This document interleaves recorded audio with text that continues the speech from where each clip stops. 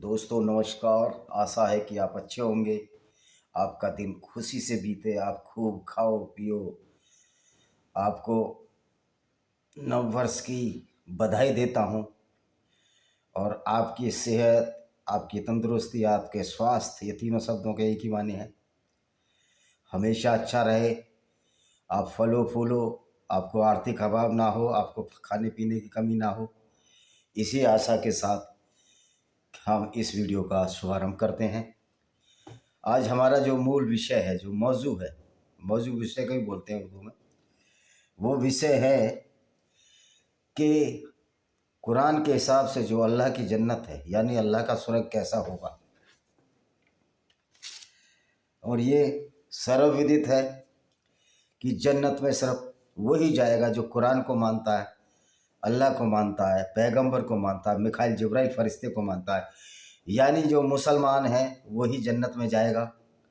भले ही कुरान में कितनी ही गलत बातें लिखी हों, कुरान में कितना ही कत्ल करना लिखा हो गैर मुस्लिमों का, कुरान में कितनी ही गैर मुस्लिम स्त्रियों को लौंडी यौनदासी रखेल बनाकर उनका शारीरिक शोषण करना ही लिखा हो, तो भी मुसलमान जन्नत में जाएगा। आप अगर हिंदू हैं, ईसाई हैं, यहूदी हैं, आप कितने भी अच्छे काम कर लें, आप जन्नत यानी स्वर्ग नहीं जा सकते, क्योंकि आप हिंदू हैं। आप कुरान की उन झूठी बातों को नहीं मानते जो कुरान में लिखी हैं कि धरती स्थिर है, सूर्य उसके चारों तरफ चक्कर मारता है। कुरान में इसको साकिन कहा गया है, स्टैटिक, स्थिर। तो आप नहीं जा सकते। आप जब ही जाओगे जब इन मूर्खतापूर्ण बातों को मानोगे, इन कत्लो गारत की बातों को मानोगे कि गैर मुस्लिमों को पूरी दुनिया से ख़त्म कर कर इस्लाम को स्थापित करना है। तो इस्लाम को स्थापित कैसे करते हैं, उसके लिए असगर जिहाद है। अब इस चर्चा को यहाँ मोड़कर मैं बताता हूँ इनकी जन्नत में क्या क्या होगा, जो कि झूठ का पिटारा है। इनकी कुछ हदीसें हैं। बुक नंबर 40 हदीस नंबर 67-78 क्या कहती है। ये सही मुस्लिम हदीस है। अनस बी मलिक ने बताया जो स्वर्ग है वो कठिनाइयों से घिरा हुआ है।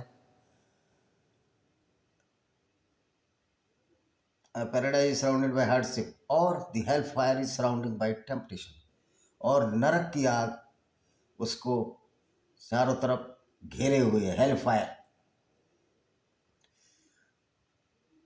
Book number 40। तो इस हदीस में ये बताया गया है अबू हुरैरा की अथॉरिटी से।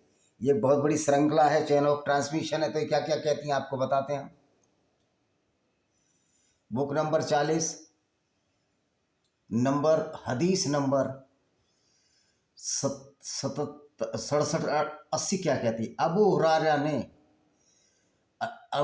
रिपोर्टेड, अबू हुरैरा ने बताया कि अल्लाह के अपोस्टल यानी मोहम्मद साहब, उन पर शांति हो, वो कहते थे कि अल्लाह बड़ा दयावान है, बड़ा महान है, और मैंने अपने अच्छे सेवक तैयार किए हैं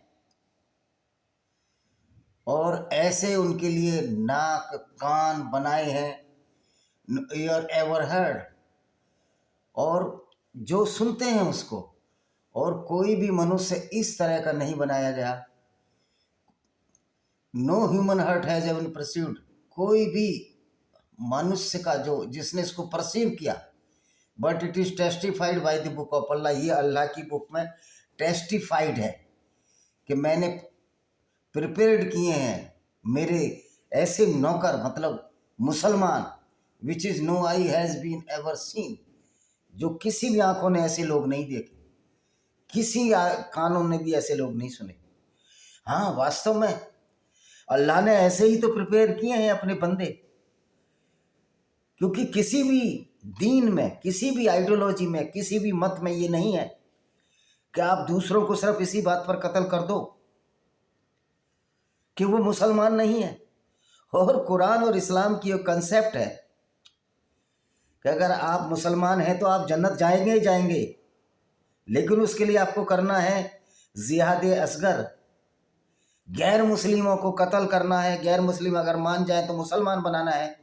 अगर गैर मुस्लिम ना माने और कत्ल भी ना हो पाए और आपका राज्य आ जाए तो उन पर रंगदारी वसूलनी है, हफ्ता वसूली, जिसको कि जजिया कहते हैं, तो ये औरंगजेब हो, महमूद गजनवी हो, टीपू सुल्तान हो, मोहम्मद गोरी हो, अहमद शाह अब्दाली हो, ये तो अल्लाह के भेजे हुए वो लुटेरे थे, वो इन्वेडर्स थे, अल्लाह के भेजे हुए गुंडे थे। मैं ये नहीं कहता कि अल्लाह नाम की कोई चीज़ है, लेकिन अल्लाह के नाम से इन्होंने जो लूट मचाई इस्लाम में मालिक गनीमत के नाम से, इनको भी जन्नत मिल जाएगी, ये बड़े आश्चर्य की बात है। अगर भारतीय संविधान के अनुसार अगर कुरान पर सारे मुसलमान चले, मालिक गनीमत में लूट मचाएं, तो क्या इनको जेल मिलेगी या जन्नत मिलेगी, यानी स्वर्ग मिलेगा? ये आपको सोचने की जरूरत है। तो किस तरह इस्लाम की विचारधारा हमारे मुस्लिम भाइयों को भटकाती है और झूठे जन्नत स्वर्ग के फेर में डालकर उनको हत्याएं करने के लिए, उनको वायलेंस करने के लिए उकसाती है, और गलत बातें जो कुरान में लिखी हुई उनको मानने के लिए ये विवश करती है। और क्या होगा? अच्छा जी, ऐसे आदमी पैदा कर ही दिए कि उनके ऐसे हमने देखे भी नहीं। मैं शुरू में जब पढ़ता था मैं सोचता था कि इस्लाम बड़ा अच्छा होता होगा, लेकिन जब आए दिन ये घटनाएं घटने लगी, आतंकवादी संगठन हिंदुस्तान में बनने लगे और हिंदुओं की हत्याएं, तो फिर मैंने कुरान को पढ़ना शुरू किया बचपन में ही। बाइबल का ओल्ड टेस्टामेंट, न्यू टेस्टामेंट तो मैंने 10-12 साल की उम्र में पढ़ लिया था। तो मुझे पाया ये जो किताब है, ये किताब तो किसी ऐसे दुनिया को बनाने वाले का पैगाम नहीं हो सकती, और इसमें तो सारी की सारी गलत बातें लिखी हैं। जबकि आज भी बहुत से लोग हिंदुस्तान में भी हैं जो गैर मुस्लिम हैं, वो कहते नहीं ऐसा कुछ नहीं लिखा। ओ भाई, पढ़ तो लो, तुम पढ़ते लिखते हो नहीं, हवा में हवाबाजियां करते हो, तभी तो ये हाल है पूरी दुनिया का। आज यूरोप समझ रहा है इस चीज़ को, आज भारत के लोग, बहुसंख्यक लोग समझ रहे हैं कि वास्तव में इस्लाम में जो डिक्टेटरशिप है, जो वायलेंस है, उसकी वजह से पूरी दुनिया में ये अपराध है। अहमद शाह अब्दाली देखिए, वो बाबाए कौम है अफगानिस्तान का, एक लुटेरा आदमी अफगानिस्तान का बाबाए कौम है, क्योंकि वो इस्लाम के हिसाब से चला। उसने हिंदुओं की हत्याएं की। तैमूरलंग उज्बेकिस्तान का हीरो है, वार है, वो वहाँ का राज वो है, आइडियल है। तो ये आइडियल, इस्लाम में आइडियल इसी तरह के आते हैं, लुटेरे ही इनके आइडियल होंगे, क्योंकि इस्लाम लुटेरों की संस्कृति है। ये वायलेंस को फैलाती है, ये पूरी दुनिया में फसाद फैलाती है। तो लोग कहते हैं कि इस्लामिक आतंकवाद इतना ही पर्याप्त है कि अगर कोई आदमी इस्लाम पर चलता है तो इस्लामिक आतंकवाद कहने की जरूरत नहीं है। वही पूरा इस्लाम ही तो गैर मुस्लिमों के खिलाफ एक बहुत बड़ा आतंकवाद है, तो इसमें इस्लामिक आतंकवाद जोड़ने की जरूरत नहीं है। जिहाद असगर एक आतंकवाद है जो किसी भी दुनिया के किसी भी कानून में, भारतीय संविधान के हिसाब से भी अगर जिहाद असगर कोई मुस्लिम करता है तो वह आतंकवादी ही होगा, क्योंकि इस्लाम की शिक्षा ही आतंकवाद को बढ़ावा देती है। तो फिर ये कहना भूल जाइए, अभी भी लोगों की आंखें नहीं खुली हैं। जब भी कोई आतंकवादी पकड़ा जाता, अल्लाह अकबर, और हम जन्नत की रास्ता तैयार कर रहे थे, तो इस्लाम का रास्ता तो दूसरों को, गैर मुस्लिमों को कत्ल करने के बाद स्वर्ग की कामना करने वाले लोग, आप समझते हैं कि एक स्वर्ग जो जन्नत है एक झूठ का पुलिंदा मात्र है। बुक नंबर क्या बोलती है? बुक नंबर 40 हदीस नंबर 67-81 क्या बोलती है? Abu Hurairah replied the Allah apostle, Abu Huraira ने बताया कि अल्लाह के apostle messenger of God Muhammad साहब ने बताया कि अल्लाह ग्लोरियस है, क्रांति वाला है, शक्तिमान है, देदीप्यमान है, और मैंने ऐसे पवित्र नौकर तैयार किए हैं जिन नौकरों के बारे में, यानी मुसलमानों के बारे में ना किसी ने सुना है। ये उसी को रिपीट कर दी है 81 और 82 है कि देखिए, हदीसों में और कुरान में एक बहुत बड़ी गलतियां हैं कि एक ही बात को बार बार रिपीट करते रहते हैं, क्योंकि इनका उद्देश्य था, मोहम्मद साहब का उद्देश्य था कि किसी भी तरह इस्लाम फैलाना है। तो एक ही बात को जब बार बार रिपीट करते थे कि मैं मैसेंजर हूं, तो लोगों ने इसको मैसेंजर मान लिया। उस समय अरब के लोगों ने कभी ये सोचने की कोशिश नहीं, कभी कि ये जहमत उठाने की कोशिश नहीं करी कि ये कैसा पैगंबर है जो हर जगह जाता है, काफिले लूटता है। अबू सुफियान के काफिले इन्होंने लूटे, उसके बाद जो ट्रेंच वार हुई थी वो इसीलिए हुई थी कि अबू सुफियान के काफिले लूटने की कोशिश की मोहम्मद ने। बाकी यही वार ऐसी थी जिसमें अरब मदीना वालों पर मक्का वालों ने चढ़ाई की। बाकी जितने भी जो गजवाई हुई, जो लड़ाई हुई, जो ये गजवाई हिंद की बात करते हैं, तो गजवा का मतलब है लूटपाट करना, गैर मुस्लिमों की औरतों को लूटपाट करना। और हिंदुस्तान में भी हिंदू औरतों को लूटपाट किया। अहमद शाह अब्दाली ले गया हिंदू औरतों को काबुल के बाजारों में बेचा, तो वो इसलिए बेचा कोई इस्लाम में है। गैर मुस्लिमों को बेचना, गैर मुस्लिमों की औरतों के साथ जबरदस्ती करना, उनका मोलेस्टेशन करना इस्लाम में है, उसकी कोई सजा नहीं है। तो क्या ये गजवाए जो है, जो मोहम्मद के क्रियाकलाप हैं, आज के युग में अगर ये मुसलमान करेंगे तो जेल में जाएंगे। इनके अंदर वो इच्छा हो सकती है, जो इस्लाम को मानता है हो सकता है उस कार्य को करना चाहे। लेकिन मैं उन मुसलमानों को फिर धन्यवाद देना चाहता हूं जो हिंदू मुस्लिम भाईचारे की बात करते हैं या हिंदू और गैर मुस्लिम भाईचारे की बात करते हैं। निश्चित तौर पर उन्होंने कुरान को ठुकरा दिया है। वो मोहम्मद से बहुत अच्छे आदमी हैं, अल्लाह है नहीं, अल्लाह के बारे में तो मैं कुछ नहीं बोलूँगा। ये सब जो गप लिखी है इसके बारे में हमको बोलने की कोई वो नहीं है। तो अच्छा जी, अबू हुरैरा ने बताया कि अल्लाह, ये फिर वो रिपीट हो गई है 67-83 बुक नंबर 40 नंबर 67-83 हदीस है ये। साहिब बिन साद इबन साद रिपोर्टेड, सही बिन साद ने रिपोर्ट किया कि मैं अल्लाह के मैसेंजर मोहम्मद के साथ जा रहा था, अल्लाह उन पर शांति प्रदान करे, और उन्होंने मुझे जन्नत के बारे में बताया और कहा। तब अल्लाह के अपोस्टल ने बताया तो ये वर्ड कहे, क्या कहा? वहाँ बहुत सारी नेमतें हैं। नेमतें मतलब बहुत सारा आशीर्वाद है, बहुत सारी साधन है, सुविधाएं हैं। क्या क्या सुविधाएं हैं?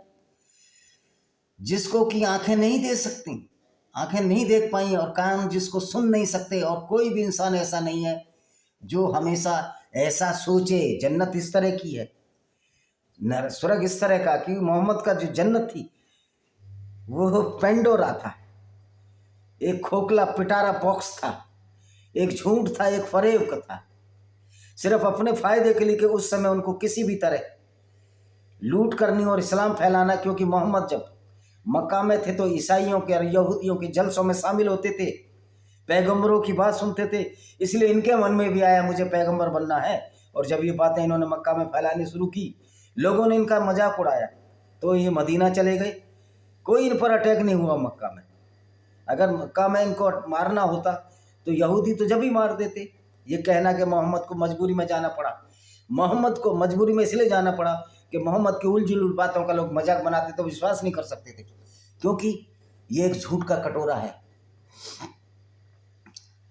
अच्छा जी, और इतनी वहाँ नेमतें हैं जो अल्लाह ने उनको इन्फॉर्म किया, सिर्फ मोहम्मद को बताया अल्लाह ने, और किसी को बताया ही नहीं। क्योंकि मोहम्मद ही महराज की ऐसी यात्रा पर गए थे जो बिना ऑक्सीजन में व्यक्ति चले गए। ये भी झूठ है। तो मोहम्मद झूठ बोलने में बड़े प्रवीण थे, बड़े कुशल थे, इसलिए इस्लाम एक झूठ का पिटारा है। ही देन रिसाइटेड, तब उसने बताया, no soul knows what comfort has been hidden there, कोई भी आत्मा नहीं जानती है कि उसमें कितना आराम है जन्नत में। मैं ये पूछना चाहता हूँ, देखिए यहाँ भी बड़ा कॉन्सेप्ट है, वहाँ स्वर्ग है और नरक है। हिंदू वेदों में तो मैंने नहीं पढ़ा स्वर्ग नरक का कोई कंसेप्ट, लेकिन जो और पुराण में होगा वो भी मैंने नहीं पढ़ा, होगा जरूर जब लोग बात करते हैं। ओ भाई, कोई स्वर्ग और नरक नहीं है, लोगों को बेवकूफ़ बनाया था, या लोगों को एक एडवाइस दी गई थी कि लोग अच्छे काम करें। लेकिन इस्लाम में तो सचमुच एक बड़ा सबज बाग दिखाया गया, वहाँ जन्नत का ऐसा रूप, हूर, मैं कल हूरों के बारे में बताऊंगा, अगर इसमें होगा नहीं हदीसों में तो ठीक है, नहीं कल बताता हूँ। ये हो गया। हाँ जी, साहब बिन शाहिद रिपोर्ट, हाँ ये तो हो गया भाई। अब अगली आयत पढ़ लेते हैं, चैप्टर 2 की आयत number, book number 67-84। Abu Huraira ने बताया कि अल्लाह के मैसेंजर कहते थे कि एक स्वर्ग है, वहाँ पर एक ऐसा पेड़ है, उसकी इतनी छाया है कि एक घुड़सवार 100 साल तक उसमें चल सकता है। तो भाई वो पेड़ क्या मोहम्मद साहब ने देखा था क्या? और घुड़सवार 100 साल तक चलता रहेगा, तो भाई 100 साल तो घुड़सवार की उम्र ही नहीं होगी, तो मर जाएगा। घोड़ा घोड़ा तो और कम जीता है। तो इतना झूठ गढ़ा गया है पैराडाइज के बारे में, भाई गजब है। शेख चिल्ली भी इतना झूठ नहीं बोलते। चंदा मामा की जो कहानियाँ सुनाई हैं 67-85 क्या कहती है, इस हदीस में ये बताया गया है कि अबू हुरैरा ने, ये श्रृंखला है, चेन ऑफ ट्रांसमिशन है जो मोहम्मद के बारे में बताती है। तो हदीस नंबर 67-86 क्या कहती है, सभी साहब ने बताया कि अल्लाह के मैसेंजर ने ये कहते थे कि एक जन्नत है, वहाँ पर एक ऐसा पेड़ है जिसमें एक घुड़सवार 100 ईयर्स 100 साल चल सकता है, और फिर भी उसका डिस्टेंस कवर नहीं होगा छाए में, विदाउट कवरिंग द डिस्टेंस, पूरी डिस्टेंस नहीं होगी। मतलब पेड़ इतना बड़ा है। एक्चुअल में अरब में तो इतने बड़े पेड़ नहीं है, तो ये परिकल्पनाएं करते थे मोहम्मद साहब। कहते हैं ना, दिल बहलाने के लिए गालिब ख्याल बहुत अच्छा है। मेरा उन सभी मुसलमान भाइयों को जो इस्लाम की जन्नत में विश्वास रखते हैं, मैं यही कहूँगा कि दिल बहलाने के लिए गालिब ये ख्याल अच्छा है। और हिंदुओं, स्वर्ग वर्ग कुछ नहीं होता, इंसान ख़त्म, बात ख़त्म। तो हमको सब चीज़ों को बोलना है। तो इस हदीस में अबू साद खुदरी ने, अच्छा जी ये हो गया, हाँ जी, इस हदीस में ये भी बताया गया है कि अबू साद खुदरी के हवाले से बताया गया है कि अल्लाह के मैसेंजर, ये इंग्लिश में हिंदी में बता रहा हूँ, अल्लाह के मैसेंजर ने अबू साद खुदरी को बताया कि उन्होंने एक ऐसी जन्नत है, वहाँ इतना बड़ा पेड़ है जिस पर एक घुड़सवार तेज चलने वाले घोड़े पर, स्विफ्ट फुटेड हॉर्स पर ट्रेवल करेगा तो उसको 100 ईयर्स लग जाएंगे और तब भी उसकी दूरी कंप्लीट नहीं होगी। इतना बड़ा पेड़ जन्नत में है। भैया कौन सी आकाशगंगा ढूंढ ली मोहम्मद साहब ने? अरे भाई बिना सैटेलाइट वो चलेंगे। बुर्राक नाम का जानवर अब क्यों नहीं है? अगर अल्लाह में इतनी ताकत है तो बुर्राक नाम का जानवर अब क्यों नहीं भेजता? क्योंकि मोहम्मद ने वो क्लोज कर दिया चैप्टर कि अब कोई पैगंबर नहीं होगा। यानी मोहम्मद ने झूठ छिपाने के लिए अपने आप को आखिरी पैगंबर और ये जन्नत का झूठ कर दिया। 67-87 क्या कहता है, अबू साद खुदरी ने बताया कि अल्लाह के, ये तो हो गया, ये रिपीट करते रहते हैं।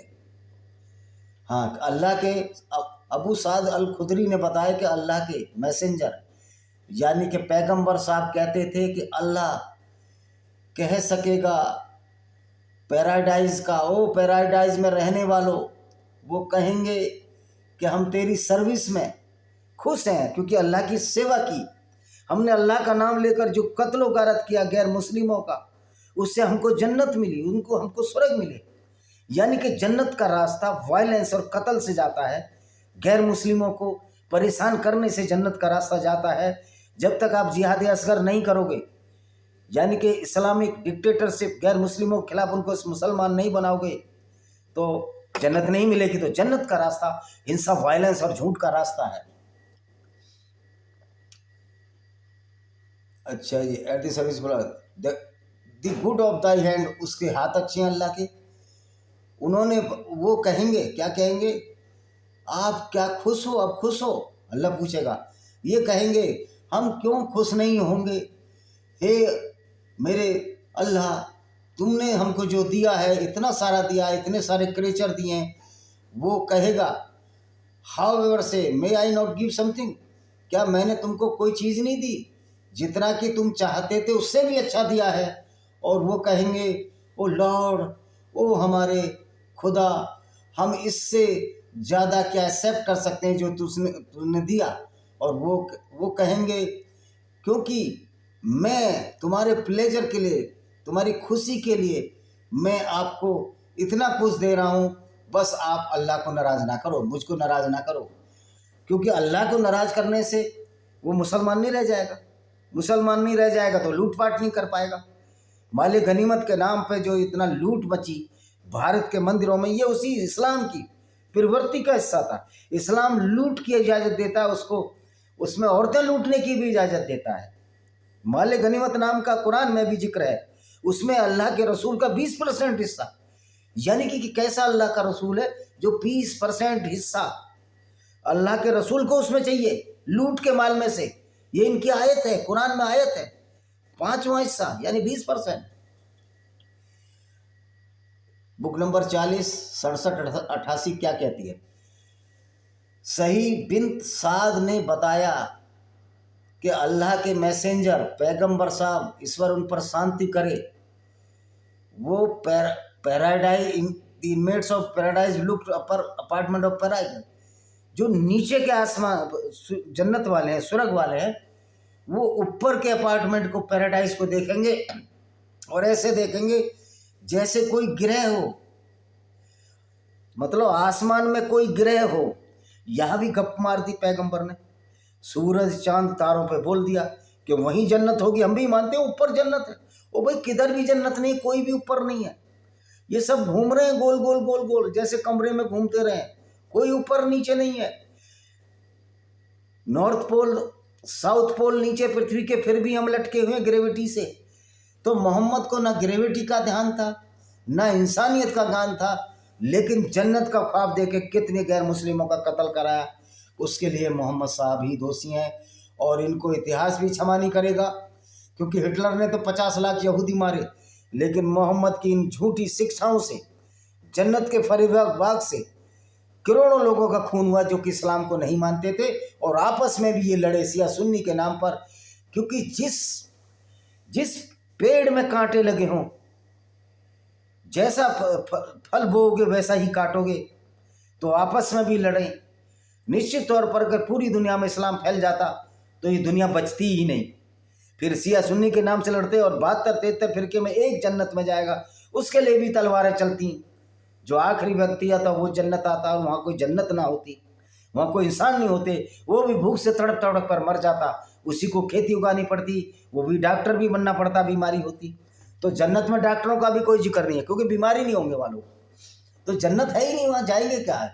जब झूठ के सब्ज बात दिखाई जाती तो इस तरह का होता ही है। एक और पढ़ ले, चलो जी एक हदीस और पढ़ लेते हैं। Book number 40 number 67-90। अबू साद अल खुदरी ने बताया कि अल्लाह के मैसेंजर यानी पैगंबर साहब मोहम्मद सल्लल्लाहु अलैहि वसल्लम, ईश्वर उन पर शांति करे, कहते थे कि पैराडाइज में अपार्टमेंट है, नीचे का अपार्टमेंट, फिर दूसरी मंजिल में पैराडाइज है, वो ऐसा इतना दूर है जैसे कि तारा, और तुम उसको एक चमकते तारे की तरह देखोगे, which remain the eastern and western horizon, जो पूरब और पश्चिम में होंगे, बिकॉज ऑफ द सुरुटी, क्योंकि जन्नत भी कई तरह की है। जो अच्छे लोग हैं, जो ज़्यादा कत्लो गारत करेंगे, जो अल्लाह पर चलेंगे, गजवा करेंगे, गजवा हिंद की बात करते हैं ना, ये मुसलमानों पर यानी हिंदुओं पर गजवा हो जाए, पूरे हिंदुस्तान में इस्लाम फैल जाए। वो भाइयों जो पाकिस्तान और बांग्लादेश और जो भारत के मुस्लिम बन चुके हैं, हिंदुओं से जो कन्वर्ट हो चुके हैं, उन पर गजवा हो चुका है। तुम कायर थे जो इन्वेडर से डर कर, तलवार के डर से सलवार पहन ली, तुमको ही जन्नत, तुम ही जन्नत में जाओगे। ओ भाई, कोई जन्नत वन्नत नहीं है। तुम्हारी जन्नत का बखेड़ा तो जब ही ख़त्म कर दिया जब आपकी बहन बेटियां, आपके पुरखों की बहन बेटियों के साथ जो अरबी और तुर्क आए, उन्होंने ज़बरदस्ती इंटरकोर्स किए, उनसे संबंध बनाए, उनको लूटा, उससे जो पैदा हुए संतान वो आज के भारत और बांग्लादेश और पाकिस्तान के कन्वर्ट मुस्लिम्स हैं, क्योंकि सेनाएं तो लाते नहीं थे। तो इस तरह की ये हदीस है, जो जन्नत का जो झूठा ख्वाब दिखाया गया है, ये जन्नत है। तो उसने अबू साद खुदरी ने बताया कि अल्लाह के मैसेंजर ने वहाँ पर नबियों का रहने का जिक्र किया, वो नबी वहाँ रहेंगे और उसके सिवा वहाँ कोई पहुँच नहीं सकता। यानी जब नबी वहाँ रहेंगे, नबी ही पहुँच सकता है। क्यों पहुँच सकता है? कि मोहम्मद ने जो झूठ गढ़ा था कि मैं महराज की यात्रा पर गया, मैं स्वर्ग देखा, मैंने जन्नत देखी, मैंने नरक देखा, नरक में सारी औरतें हुई, इसलिए मोहम्मद ने झूठ गढ़ दिया उस समय कि सिर्फ नबी ही देख सकता। कि लोग प्रश्न करते थे कि हमें भी जन्नत दिखाओ, तो उन्होंने बोला नहीं, नबी ही देखेगा। यानी कि एक सेल्फ स्टाइल नबी, एक झूठा नबी जिसने पूरी दुनिया में वायलेंस फैलाया। तो मेरे मुसलमान भाइयों, क्या इस तरह के नबी को आप पसंद करोगे? आप पूरी तरह से इतिहास नहीं पढ़ते हो, न किताबें पढ़ते हो, कुरान के बारे में आपको नॉलेज नहीं। उन्होंने कहा, अल्लाह के मैसेंजर ने कहा कि वहाँ कोई नहीं पहुँच सकता सिवाय नबियों के, पैगंबर के। उसने कहा हाँ, they will by him a whose hand in my life, those who believe in Allah and acknowledge truth will reach them। कह रहा हाँ, नबी ने तो अभी देख लिया जीते जी, लेकिन मरने के बाद वो लोग जाएंगे जो अल्लाह में विश्वास करते होंगे, कुरान में विश्वास करते होंगे, मोहम्मद में विश्वास करते होंगे। तो जन्नत जाने का तरीका क्या है इस्लाम में? गैर मुस्लिमों को इस्लाम में लाओ, नहीं तो उनको कत्ल कर दो, क्योंकि उनके जीने का हक नहीं है। गैर मुस्लिमों को जीने का हक नहीं है इस्लाम के अनुसार। तो इस्लाम से बड़ा सांप्रदायिक किताब कौन सी है? कुरान से बड़ी हेट स्पीच किताब कौन सी है? तो आशा है ये वीडियो पसंद आएगा। मेरी एक किताब है लेमेंट of Sinjar bye Vijay Kumar पाल, उसमें हम कुरान की उन आयतों का हवाला दिया है जिससे अबू बकर बगदादी ने यजीदी औरतों के साथ उन कुरान की आयतों को पढ़ पढ़ कर बलात्कार किया, उनको लूटा माले गनीमत में। इसी तरह ब्लेंडर ऑफ ब्लेस्फेमी है, जो पाकिस्तान में हिंदू और ईसाइयों के साथ जो अत्याचार हो रहे हैं, इसी कुरान की देन है। जो भारत में गैर मुस्लिमों के साथ अत्याचार मुसलमान करते हैं, वो इसी कुरान की देन है। उसके लिए मैंने किताब लिखी है invaders and hidden facts by Vijay Kumar Pal, discriminated Hindus by Vijay Kumar Pal, lost paradise Kashmir by Vijay Kumar Pal, और जौहर, जिसमें हमारे हिंदू रानियों का, हिंदू औरतों का अपनी इज्जत बचाने के लिए चलना था, क्योंकि इस्लाम में ये रवायत है, इस्लाम में ये ऑर्डर है अल्लाह का कि आप गैर मुस्लिम औरतों को लूट कर उनके साथ बलात्कार कर सकते हो। तो ये जौहर है। तो मैंने इस तरह 6 किताबें बताई, 4 और है। उन किताबों को जब रेफरेंस आएंगे उन किताबों के बताऊंगा। आशा है कि वीडियो पसंद आएगा। वीडियो को शेयर करें, चैनल को सब्सक्राइब करें, बेल आइकन दबाएं। भाई चैनल को सब्सक्रिप्शन जरूर दिया कीजिए, जिससे हमारा मनोबल बढ़े, और इसको शेयर भी कर दिया करिए। इसी के साथ हम इस वीडियो को विराम देते हैं। वंदे मातरम, जय हिंद, आपका दिन शुभ हो।